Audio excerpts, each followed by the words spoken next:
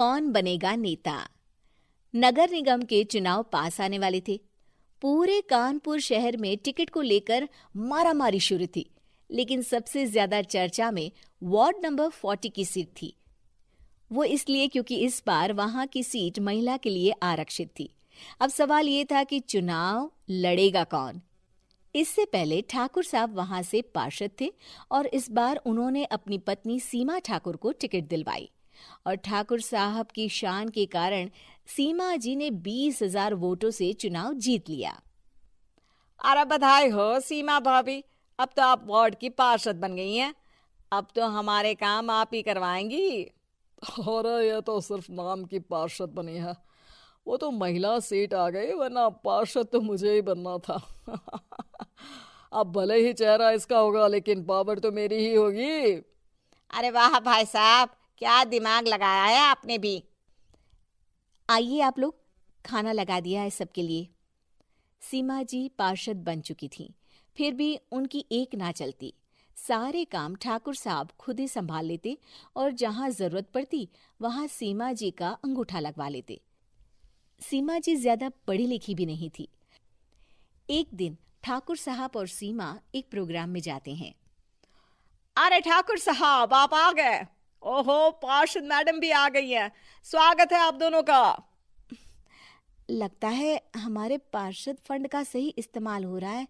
चलिए अब उद्घाटन करते हैं। ये लीजिए ठाकुर साहब कैची, आप ही सबसे पहले प्रवेश कीजिए। सब लोग आगे निकल जाते हैं और सीमा जी पार्षद होने के बावजूद भी पीछे खड़ी रह जाती हैं। वो देखती हैं कि वेलकम बोर्ड पर उनका नाम है, लेकिन महिला होने के कारण कोई उनका सम्मान नहीं कर रहा। अगले दिन एक आदमी उनके घर आता है। अरे ठाकुर साहब नमस्कार। कल ना हम नोटिस किए कि हमारा घर तो अवैध है और नगर निगम वाले उसे तोड़ने आ रहे हैं। अरे कुछ कीजिए ना ठाकुर साहब। देखो भाई, मैं तो ज्यादा कुछ कर नहीं सकता, पर अगर तुम सबकी जेब गर्म कर दो तो कुछ हो सकता है। कुल मिलाकर 4 लाख लगेंगे। अरे 4 लाख ठाकुर साहब? अरे भाई, मैं अपने लिए नहीं मांग रहा हूँ। दरोगा है, इंजीनियर बाबू है, बड़े साहब है, सबको देना पड़ता है ना थोड़ा थोड़ा। बोलो है मंजूर? तभी वहां अचानक सीमा जी आ जाती हैं। अरे ये आप क्या कर रहे हैं? पहले इन्हीं लोगों से तो आपने वोट मांगे, अब इनसे ही पैसे ले रहे हो।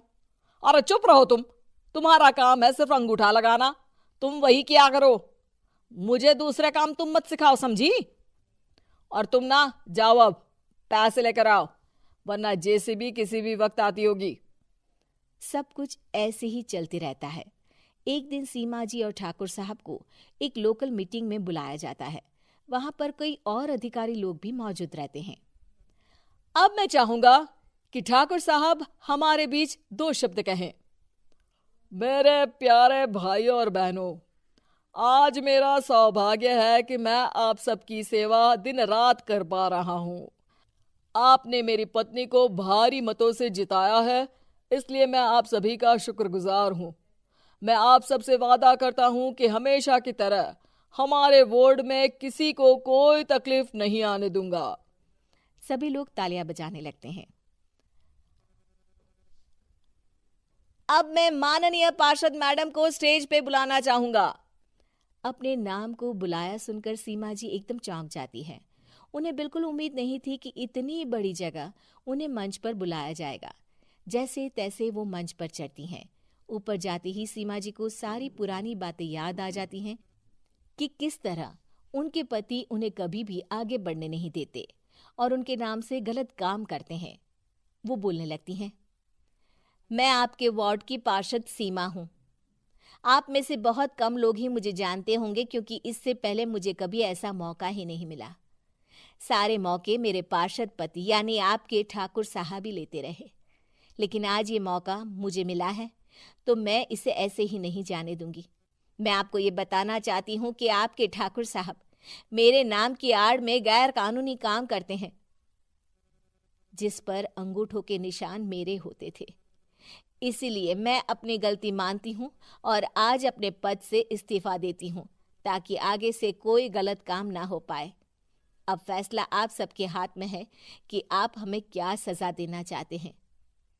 सीमा जी की बातें सुनकर ठाकुर साहब के चेहरे का रंग उड़ जाता है और वो शर्म से मुंह नीचा करके वहां से चले जाते हैं और पद से इस्तीफा देकर ही सही सीमा जी अपने आप में आत्मविश्वास महसूस करती हैं।